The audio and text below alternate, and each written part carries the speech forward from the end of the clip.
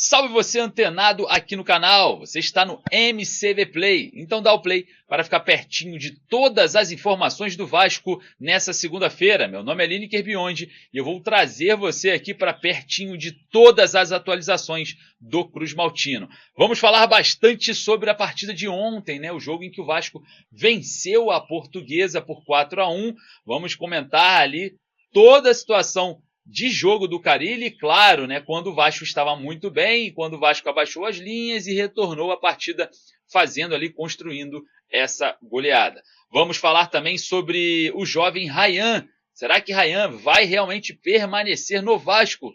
Vamos falar bastante sobre isso, porque o Carille me falou na coletiva algo que eu captei e vou trazer aqui para vocês, com certeza, né, diante de um cenário de um possível substituto do Pablo Verratti. E vamos falar também sobre mercado da bola. Novidades podem aparecer ainda essa semana e a gente vai falar sobre isso, porque o treinador citou, né, o Marcelo Santana, que estava ali ao meu lado na coletiva, e a gente vai falar bastante sobre esse assunto. Mas antes, faz o seguinte, dá aquela moral, vai ali no joinha, clica no joinha, vem aqui nos comentários, sempre deixando a sua opinião, porque é onde a gente começa a captar informação para levar para vocês com mais precisão. E falando em comentário, corre aqui no primeiro comentário fixado o link da Estrela Bet. É isso mesmo, a Estrela Bet é patrocinadora do Vascão no basquete, é patrocinadora do Vasco também no futsal e é parceira aqui do nosso trabalho. E para você que é vascaíno com exclusividade, a Estrela Bet quer te dar até, preste atenção, hein, R$500 de bônus. É isso mesmo, R$500 de bônus. Corre aqui, primeiro comentário fixado. Você não perde por esperar R$500 de bônus para fazer os seus palpites esportivos. Fechou? Sai dessa plataforma que não te dá mais nada, que está aí zerado. Ganha ali os quinhentão e vai ser feliz na Estrela Bet. Bom, já que a gente vai falar sobre mercado da bola, jogo de ontem, Fábio Carille, solta a vinheta, bora pro vídeo.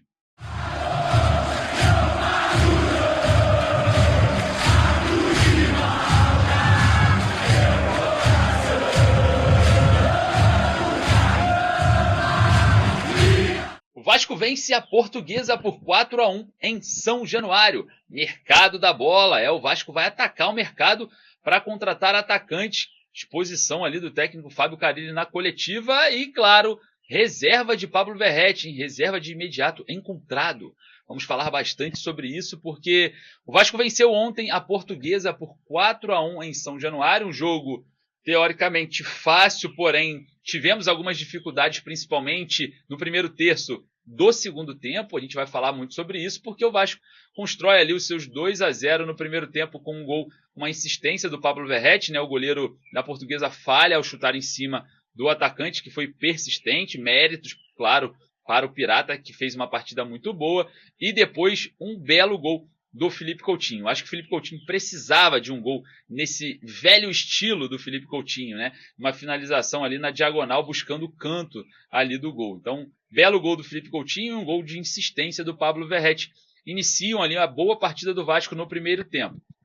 Logo depois, o Vasco leva um gol muito próximo daquilo que foi a temporada de 2024, né? Chute de média distância, falha na marcação, um buraco ali entre linhas, o jogador da Portuguesa finaliza a meia altura, ali o Léo Jardim não consegue pegar. Muito parecido com o gol do Hulk, muito parecido com alguns gols que o Vasco levou na temporada de 2024. É claro, né? É o preço que paga um pouco desse preenchimento de jogadores muito técnicos e pouco, entre aspas, combativos, né? A partir do momento que você abre mão do primeiro volante que só marca, alguns espaços na entrada da área tende a aparecer. É claro, o Vasco está fazendo, né, uma adaptação para tentar marcar de forma mais volumosa atrás, mas às vezes, por atacar o espaço, e principalmente o setor ofensivo com um número intenso de jogadores, acaba que esse espaço deve, claro, ser corrigido, muito óbvio que seria, mas deve acontecer essa dificuldade no decorrer aí desse estilo de jogo que o Fábio Carille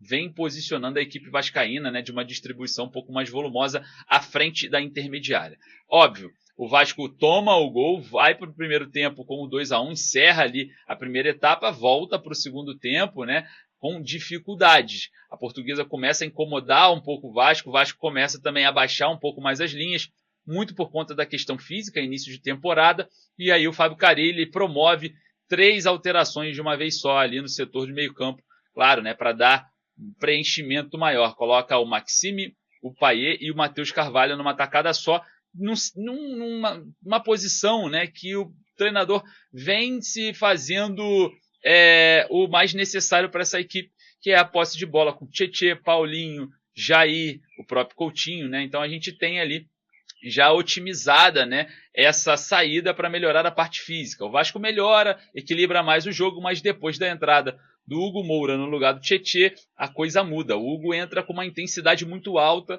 entra com muita vontade, participa do primeiro gol do segundo tempo, né, que é o terceiro gol, que é o 3-1 do Vasco contra a Portuguesa, né? Ele faz um lançamento excepcional para o lado esquerdo, a bola gira, volta nos pés dele, ele faz um lançamento excepcional para o lado direito, onde acontece ali a assistência, né, para o Paulo Henrique marcar o 3-1. E o que falar do 4-1, né? Mais uma vez, o Hugo Moura aparece como elemento surpresa do lado direito do ataque do Vasco, faz o cruzamento para o Pirata guardar o seu gol, né? A participação do Hugo, por conta dessa intensidade, faz com que o Vasco supere, né, essa desavença física, vamos dizer assim, que o Vasco estava tendo ali, uma queda física no segundo tempo, né? Então a gente tem aí algumas alterações que podem funcionar em alguns ambientes, né, em algumas situações de jogo. Então isso qualifica o elenco, né? E o Fábio Carille vai ter uma boa dor de cabeça, né? Como o próprio jogador, o próprio Hugo Moura falou lá na coletiva, uma dor de cabeça boa, né? Porque você ter opções é muito bom. O problema é quando você olha e não tem opção nenhuma, né? Aí é mais complicado. Bom, o Vasco vence, vai para a terceira colocação com 9 pontos. Hoje tem Nova Iguaçu e Boa Vista. Se Nova Iguaçu vencer a partida, o Vasco vai para a quarta colocação, mas permanece no G4. Na próxima quarta-feira, depois de amanhã, o Cruz Maltino enfrenta o Maricá fora de casa em São Januário. É isso mesmo. O Maricá é mandante, mas o jogo será no Caldeirão de São Januário. Bom, vamos falar sobre o mercado da bola, porque o técnico Fábio Carille ontem expôs muita coisa interessante, né? Na minha pergunta sobre reforços, posições emergenciais e substituto ideal para o Pablo Verratti, o Fábio Carille disse isso aqui, ó, preste atenção. Boa noite, parabéns pela vitória, Lineker Biondi, canal Mário Coelho Vasco. Você falou sobre os pontas novamente, né, e falou sobre agora um elenco equilibrado.